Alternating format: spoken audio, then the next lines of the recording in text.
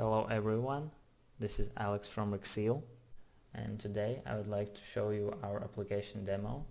It can be accessed by visiting app.rxeal.com, and first we will need to sign in. Okay, we are inside the user dashboard, and let's first navigate to app demo page.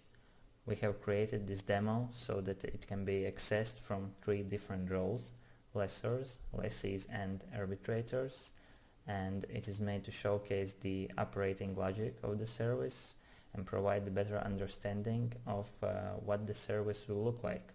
And let's start with the lessor panel. So right here you can see the list of the created contracts. We will look at them later, but right now let's create a new contract.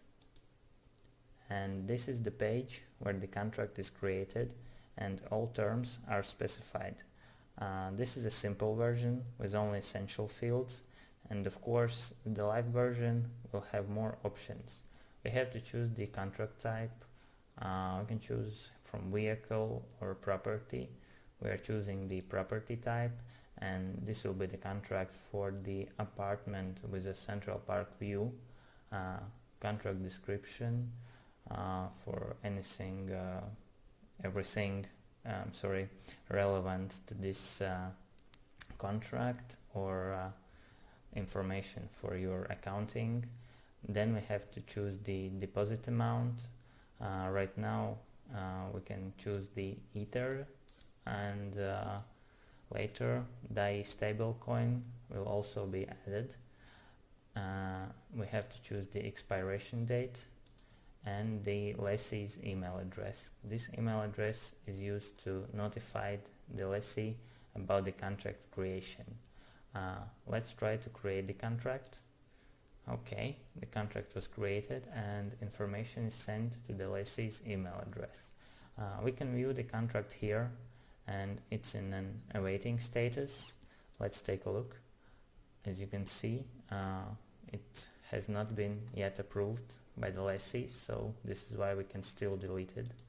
If the lessee approves the contract, it becomes active, and it means that it has been uploaded to the blockchain. And here you can see that contract is not yet fully paid, but it is uploaded to the blockchain, and the contract address and the QR code for the payment is available. So once the funds are sent to the contract address, it will begin its operation. So the next stage of the contract is in progress.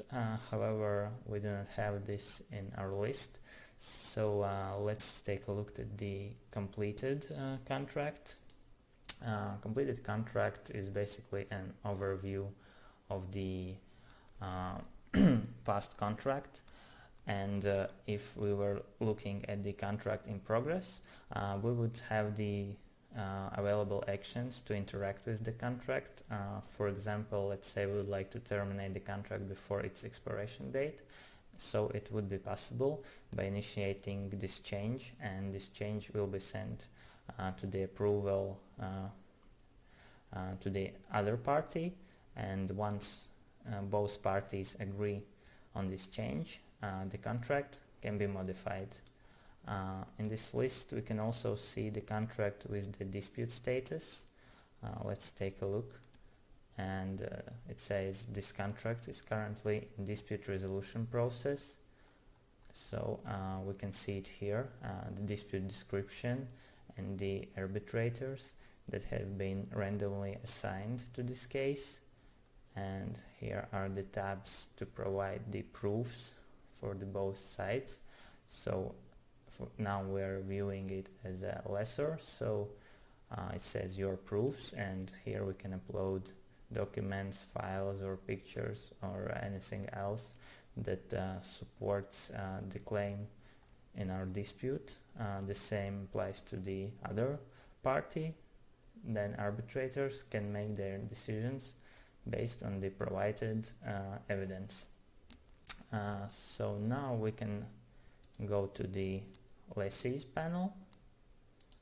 It's pretty similar to the lessor panel. However, there are some differences. As you can see, there is no create contract button because the contract is created by the lessor. And if we take a look at the contract we created from the lessee panel, we can see that we can accept or reject it. Let's try rejecting it.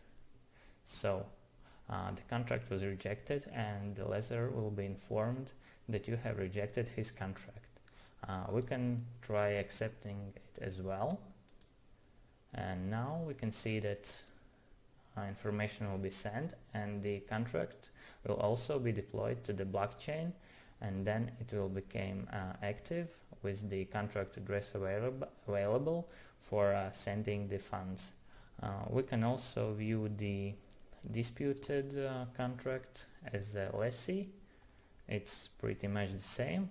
However, right now you can upload your proofs as a lessee. And finally, we can take a look at the arbitrator panel. This panel is different from the previous two, and it includes all the cases that were assigned to you as an arbitrator. And let's take a look at one of them.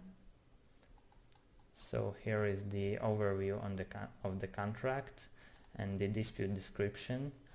All the arbitrators that are assigned to this case, including yourself, proofs from the both sides with all the documents provided. Also, after reviewing documents, we can make the decision. If we need, we can contact both parties to request more information. We can try voting. Let's vote for John Doe in this case. Okay, we have successfully voted, and right now you can see that lessor has 2 votes, so it means that this dispute will be resolved in lessor's favor. So that's basically what I wanted to show you today. As you can see, we are developing a simple solution for anyone without technical knowledge to take advantage of smart contracts and blockchain technology, and any company will be able to easily integrate the system within their current workflow with no need to hire any additional tech staff. I hope you enjoyed this little overview, and we will be happy to see you as a part of this project. Thank you very much for watching.